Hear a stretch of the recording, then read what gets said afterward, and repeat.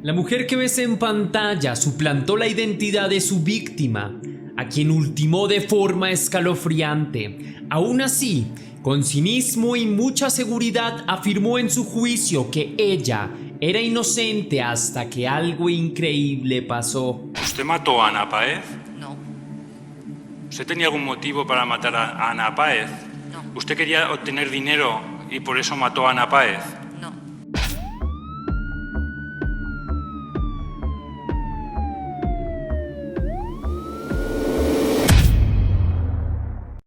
Antes de iniciar con el video de hoy, quiero enviar un saludo muy especial y cósmico a una leyenda, a Briva Sayo o Briva Salo, dependiendo de cómo se pronuncie, quien me apoya y me ve desde Alemania. Mil gracias, mi leyenda querida. Para mí es un honor contar con personas como tú en esta comunidad. Gracias por apoyar mi trabajo, deseo lo mejor en tu vida y me resulta muy interesante que vivas en Alemania. Disfrútalo mucho y te envío un gran y fuerte abrazo cósmico. Ahora sí, la pregunta del día de hoy, leyenda, es: ¿tienes mejores amigos? Déjame tu respuesta en la caja de comentarios.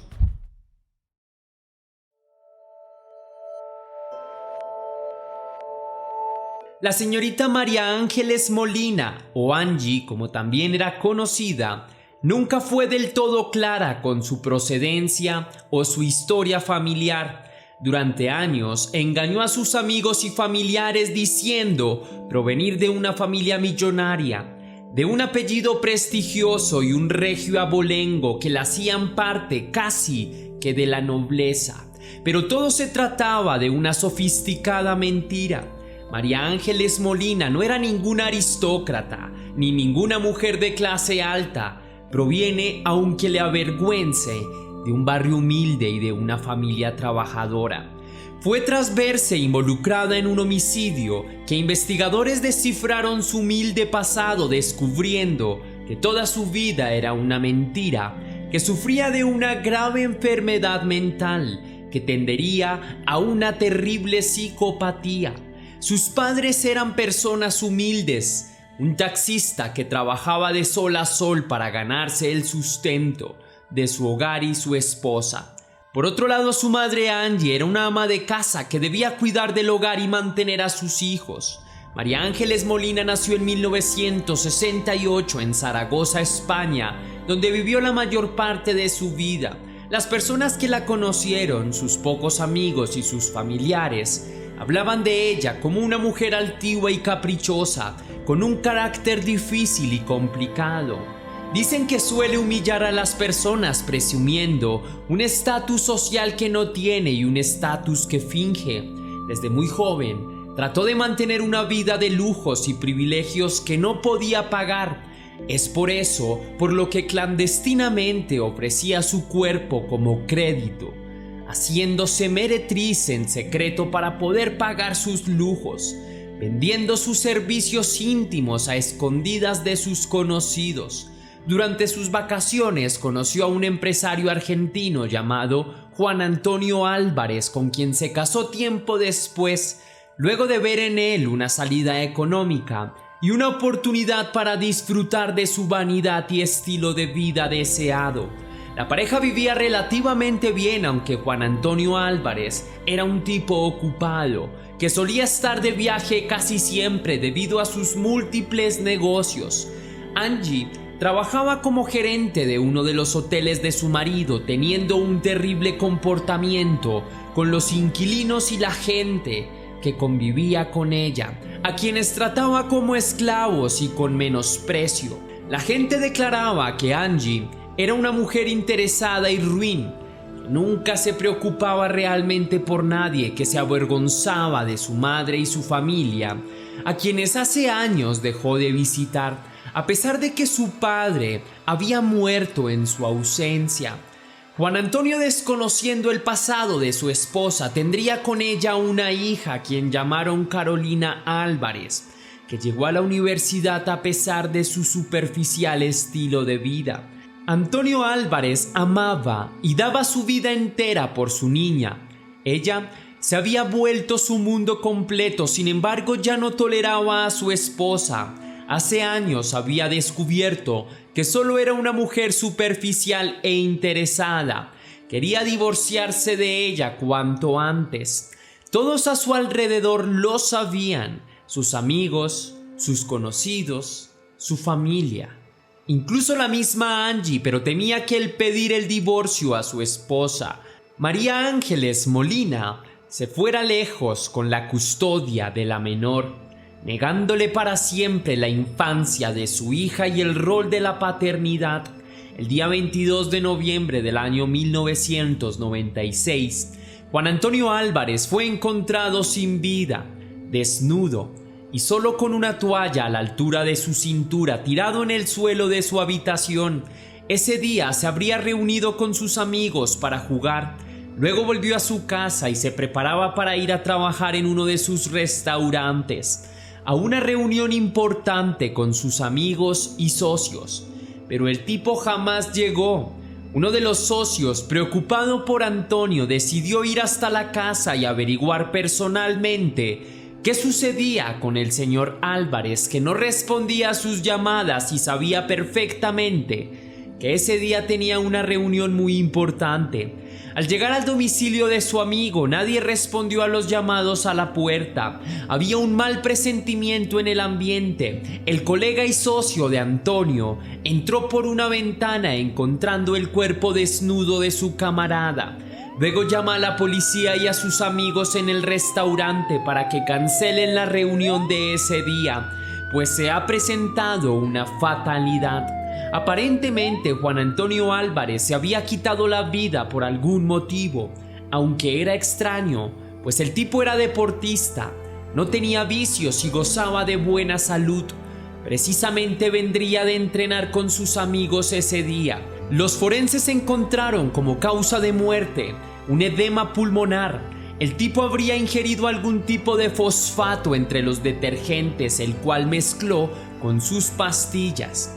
Cuando Antonio murió, María viajaba a Barcelona, no estaba presente, aunque había preparado el medicamento de su esposo con antelación. Luego se marchó lejos, por lo que tenía la coartada perfecta. Según trabajadores del servicio de aseo, la mujer llamaba constantemente mientras estaba en Barcelona, preguntando por la salud de su esposo, como si presintiera algo extraño. Al volver de su viaje, un día después de la defunción de su marido, no se mostró angustiada ni triste. Parecía tranquila, con el semblante propio de los jugadores de póker, sin emitir ningún tipo de emoción. El luto lo menguaron los 40 millones de euros que se llevó como herencia, entre propiedades, dinero en efectivo y artículos de lujo. Sin embargo, no pudo cobrar los seguros de vida de su esposo, pues la causa de muerte, que presuntamente él mismo puso un punto final en su vida, condición que anulaba dicho seguro.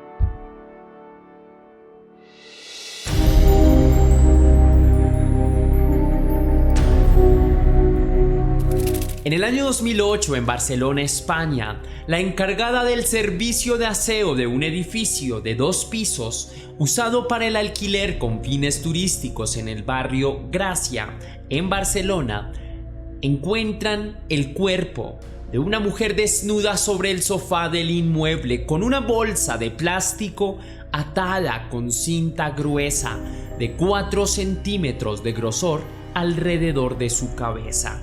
La mujer, aterrada, se comunica con los propietarios del inmueble y con la policía, quienes investigan el apartamento, pero no encuentran ningún objeto personal de la víctima, ni su ropa, ni sus documentos de identificación.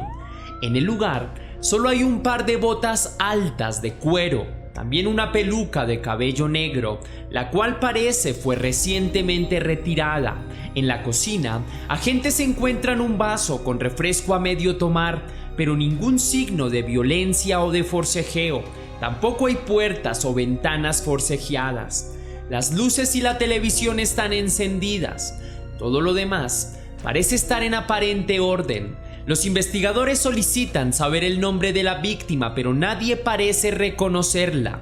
Entonces se remiten a la última persona que alquiló el lugar directamente con los propietarios del inmueble, quienes referencian a una chica llamada Ana María Páez. Al día siguiente del macabro descubrimiento, se presenta un informe policial formal. La persona es identificada como Ana María Páez, de 35 años.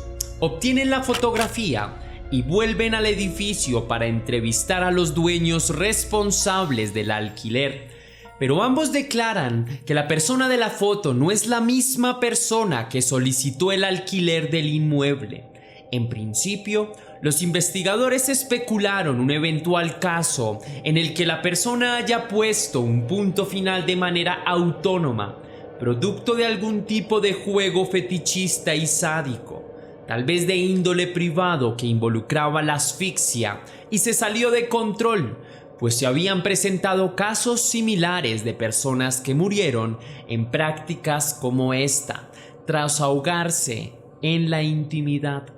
Los forenses encuentran en la boca y en los genitales de la víctima restos de ADN de dos hombres diferentes, por lo que las circunstancias describen a la víctima tal vez como una mujer de prácticas liberales y tendencias libertinas. Cuando los padres de la víctima fueron a recoger el cuerpo de su hija y hablaron con los investigadores, quienes los perturbaron con sus hipótesis sobre su hija y una posible doble vida como meretriz, no solamente se sintieron molestos, sino que lo negaron rotundamente, argumentando que su hija era una chica educada y reservada, bastante formal y hogareña, que jamás estaría involucrada en ese tipo de andanzas. Asimismo, lo indicó el novio de la víctima, que describió a su novia como lo hicieron sus suegros. Dijo que él habló con ella un día antes, que ella le dijo que llegaría tarde a casa porque se vería con una amiga cercana, María Ángeles Molina o Angie. Posterior a ello, Ana María Páez jamás apareció. Su novio la llamó varias veces en la noche y la madrugada, pero nunca obtuvo respuestas.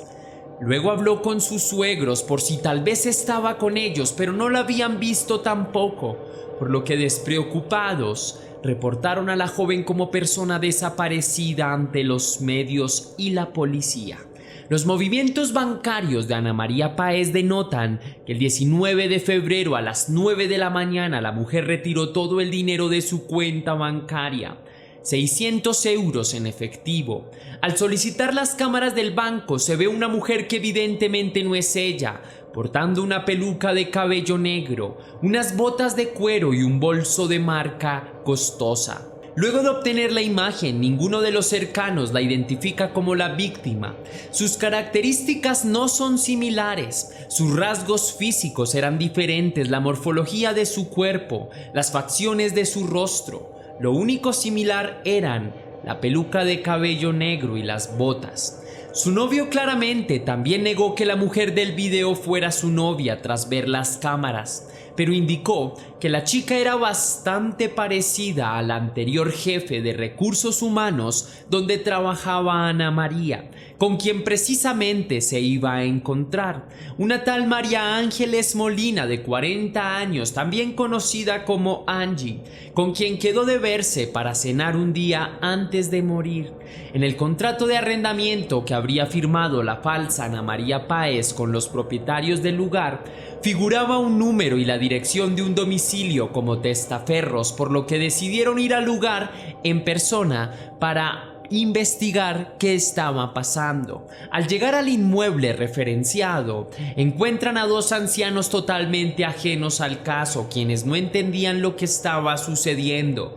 Luego de platicar con ellos, los viejos dicen que desde hace meses reciben el correo de una persona que no vive con ellos, que no saben quién es, siendo la persona de estas cartas Ana María Páez. Aparentemente alguien estaba suplantando la identidad de Ana María. Todas las pistas culpaban a Angie, quien la conocía desde hace más de 4 años. Ambas trabajaron juntas. Angie era jefe de recursos humanos cuando Ana María, diseñadora de modas en la misma empresa.